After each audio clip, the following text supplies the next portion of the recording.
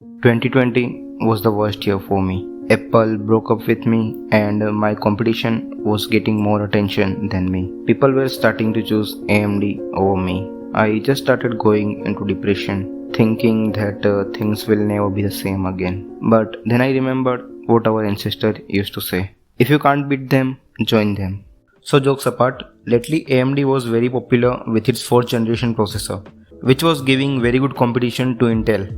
But Intel is also a very big corporation. They won't just sit around. They will retaliate with something better, and they did it. Intel has finally launched its 11th generation processors, and this time they have improved a lot. So we'll talk about everything step by step.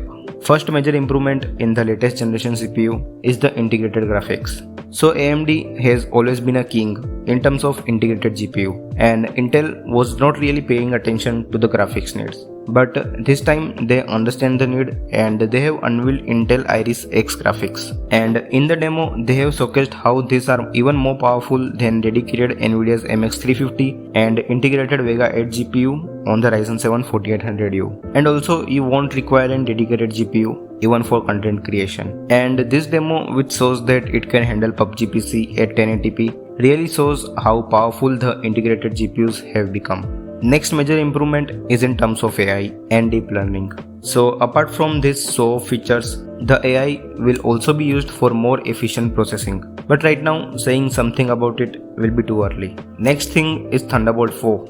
This new Thunderbolt port has not really improved in terms of transfer rate.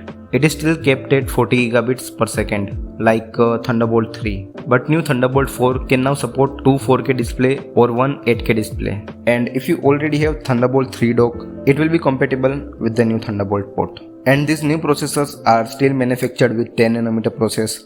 But Intel has unveiled something called superfin technology, and it is supposed to increase the efficiency of how this processor will consume power or manage the heat. I won't say that superfin technology will make 10nm processor work like a processor which is built with a 7nm process.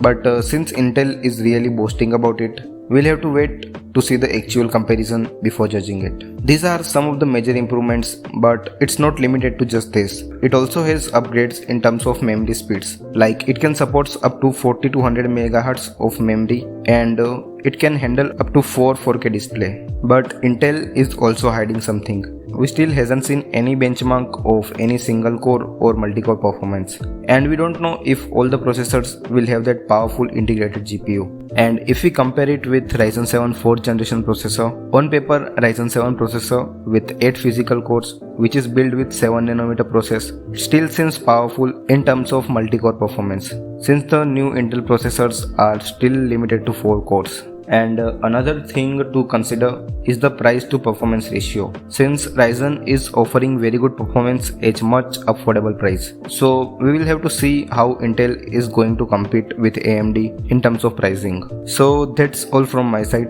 Thumbs up if you like the video, or thumbs down if you didn't. And let me know what you think about new Intel processors in the comment section, or feel free to ask any question. Thanks, I will see you in the next video. Stay home, stay safe.